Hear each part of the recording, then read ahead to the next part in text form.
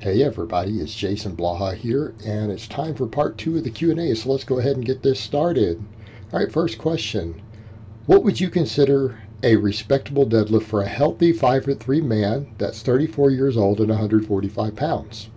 Alright, you're not going to like my answer.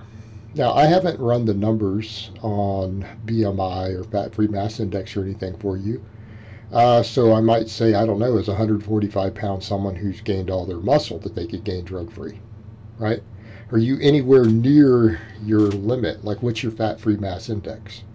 Okay, because you're not going to like my answer. I'm going to say 500 pounds, right? Like 500 pounds, that's totally reasonable. Now, I don't care about your body weight. Because if you're under-muscled and that's why your body weight's low, then there is no such thing as a respectable lift, right?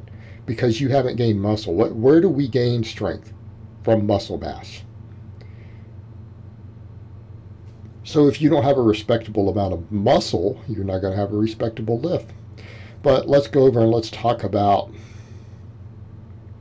leverages. And let's talk about the deadlift for a moment. Out of all the lifts, which one is the least correlated with body weight when research has looked at big barbell movements? The deadlift. It has the lowest correlation with body weight. Why? Gaining weight doesn't do that much for your deadlift. And if you want to see the more extreme examples, and we can use drug-tested guys out there. Right? We can use drug-tested guys, even though drug-tested does not mean drug-free.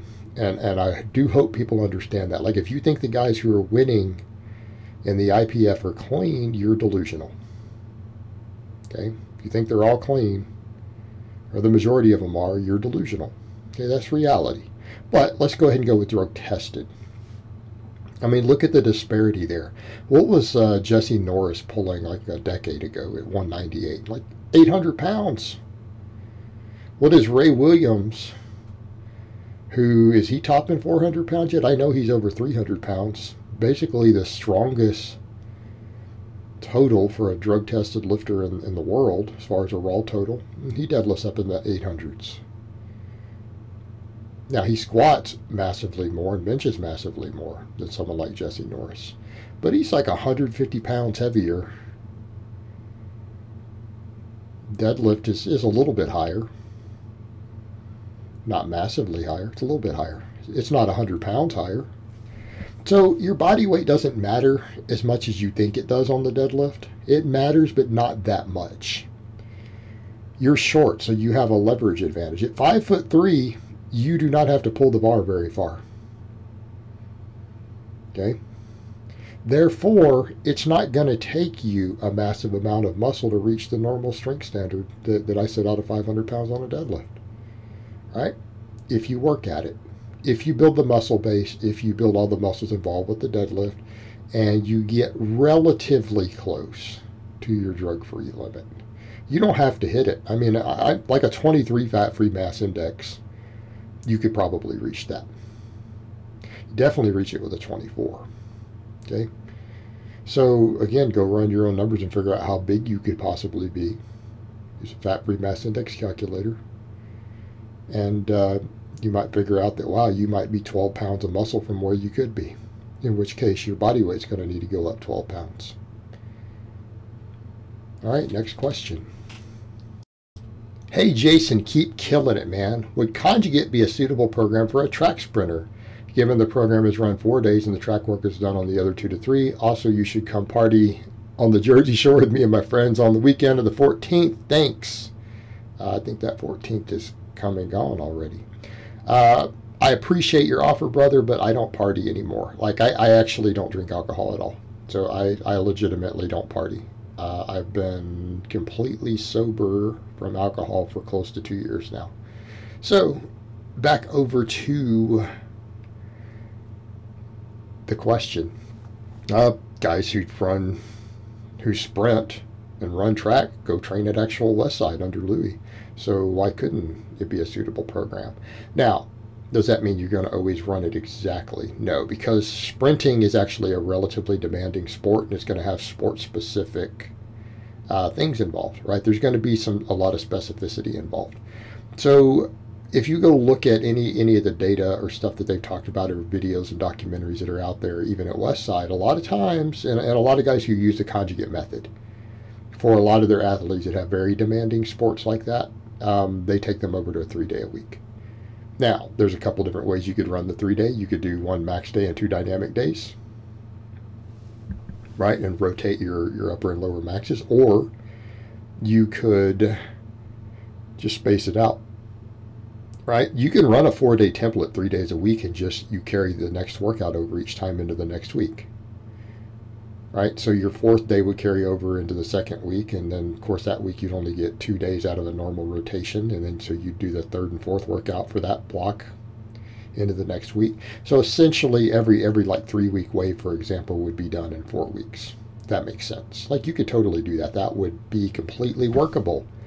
One of the things they have a lot of his field athletes do, you'll notice they do a lot of jump work. So there's always going to be some specificity, and that's the thing that people need to remember. The conjugate template gives you your base template. Supplemental work is based upon both your needs for that, sport-specific needs, hypertrophy needs, and what it is that you're exactly trying to sort with your different weak points. Okay, all your supplemental work is going to be way more custom tailored than the base template itself, with the max and the speed work. And then your sport specific training. So in someone like your case, they're probably going to do a lot more plyos and things. And it's going to be things like that jump device and stuff he has. Like, I would love to have one of those.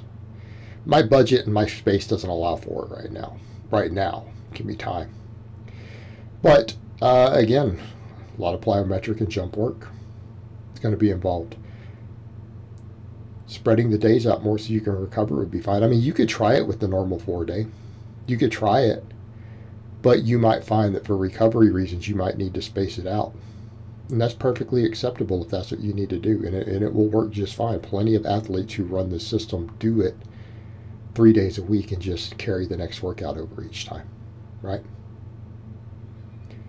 It works. All right, next question and last question of the week. When comparing your ice cream fitness program to starting strength, the biggest difference is the amount of work being done during the workouts. Why do you put so many more exercises comparatively, or you just feel like starting strength kind of undermines the recovery ability of novice lifters, meaning they can do more than the program has? Okay, let's cover some points of clarification. My program doesn't look really like starting strength at all. You mean strong lifts, right? Because I admitted that I did that. When I made this, I want people to understand. When I wrote the Ice Cream Fitness 1.0, I had 25 subscribers. And people say, well, this channel's 8 years old. No. This channel's 8 years old. The Ice Cream Fitness was my first channel. I've been doing this a long time. I've been on YouTube a very long time. So the 1.0 was based on strong lifts and then realizing it doesn't have enough volume and adding other exercises. Starting strength uses even less volume than strong lifts did with its 3 exercises per day. They don't have the rows in there, they have cleans. Usually it's like power cleans and chins and things, right? Not necessarily the rowing. I did tons and tons of rowing. There's tons of rowing on the original Ice Cream Fitness. Why do I add more stuff? Because starting strength is only supposed to be run a couple of months. And that's where people mess up. They see the starting strength and go, oh, I'm going to run the starting strength based template. You do understand that they already have you go into other templates that you could be reaching the end of that, but like in 12 weeks. Starting strength literally means starting strength. They have you start adding work and doing other things as soon as you stall and finish your novice LP.